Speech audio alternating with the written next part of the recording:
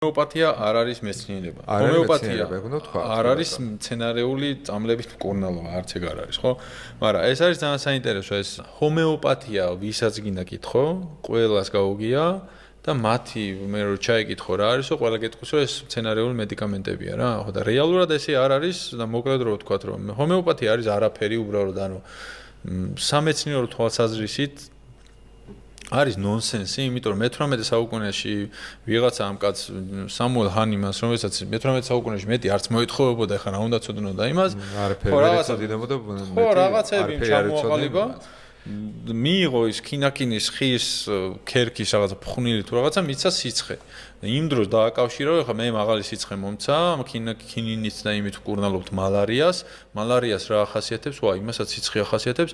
რამე კავშირში ხო არ არის, ეხლა მე მალარია არ მქონდა და მე განვიმირთა და მალარიის სიმპტომები და ეს მალარიას ვკურნალობს და ესეთი ჰიპოთეზა ჩამოაყალიბა, რომ რა ქვია მედიკამენტი თუ სითხე, რომელიც ჯანმრთელ ადამიანში იმ სიმპტომებს იწვევს, რომელიც ახასიათებს დაავადებულს, აი ამ დაავადებულის სამკურნალოდ შეიძლება გამოვიყენოთ.